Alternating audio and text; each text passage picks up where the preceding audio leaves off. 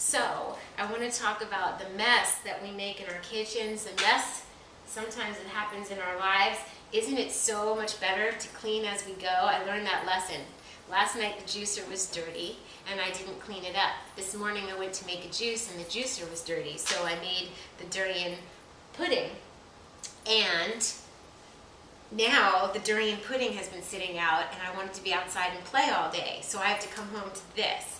And it really pertains to relationships. If something is bothering you, speak up, because if you don't, it's like a rug that you're shoving dirt underneath, and eventually the pile of dirt builds up so high that somebody trips and falls and hurts themselves, and then the pile seems insurmountable, and then there's bigger problems than if we just kind of swept and cleaned and made everything nice along the way. So I learned my lesson. Sometimes it's hard communicating. I really highly recommend mirroring. It's so good to remember to really listen to what the other person says without reacting, and it's a big challenge. We were not taught to do this. Luckily for us, there is the center called the Center for Nonviolent Communication, and Dr. Marshall Rosenberg is the man who founded the idea, and special languaging and tools for communication that he teaches people. And there's workshops and there's books and there's CDs to listen to, so please check that out. And I find that when I do it, it works, and when I forget to do it, there's chaos. So I'm giving you the heads up that try and remember to really listen. And now I'm going to have to clean up my mess. So I've made a little bit of an insurmountable mess that I am going to clean up, even though I really want to be outside and avoid this. I'm going to address it. And so that's just really how it is in life. The other thing that I want to share with you that's really cool is that I was in yoga today, and Kira Anastasia, she is so amazing. I almost started giggling when she suggested what we were going to do in our meditation, and I think this is going to help all of us, and it has to do with this little green M&M lock. I'm going to explain why.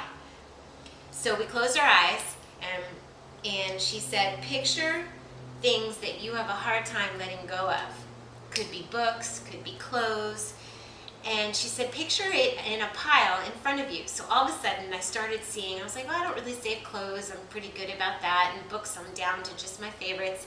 But I thought of my junk drawer in the kitchen, and then some, I tend to save little things, lots of little objects. So all of a sudden she said, start picturing the pile in front of you, and it's fairly large. And focus on an item or two. And the first item that came to my mind was this little green M&M lock that Jada doesn't use. I don't know that she cares about it, although I didn't know that she wanted to get rid of it. I think I asked her once before. So instead of this being in her room, this is one of the items in the kitchen drawer that just doesn't make sense here.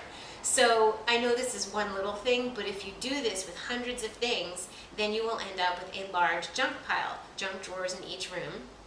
And remember, in feng shui, there is nowhere to hide.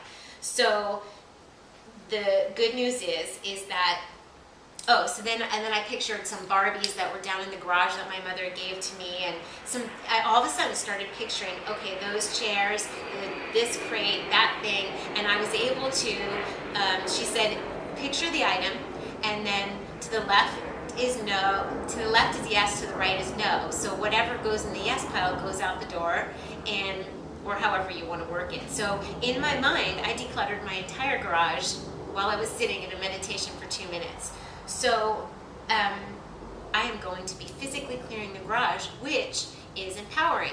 When you don't know what's bothering you, everything becomes muddled. That's why clarity is so important. That's why eating clean is so important, because it gives us the ability to just sense in to divine intention, to our own intentions, to right action, to what's best for us and others around us.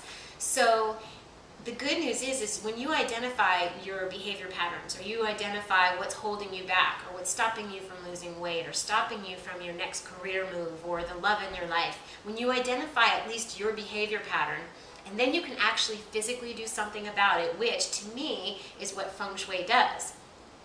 It's the physical manifestation of the desire to make your life better. And so when I put this green M&M lock in a box, provided Jada's okay with letting it go, or it will go in her drawer in her room.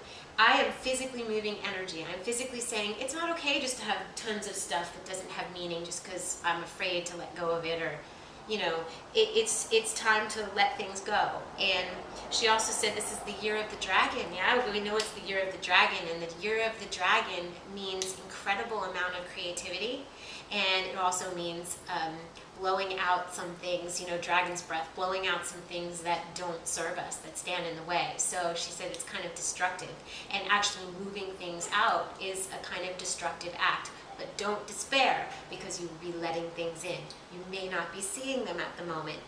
It's time to have faith. So I am speaking to myself as well as you all, all of us. We need to have faith. And thank you, Carol Cannon, my feng shui teacher. I don't say it enough, but I learned so much from you.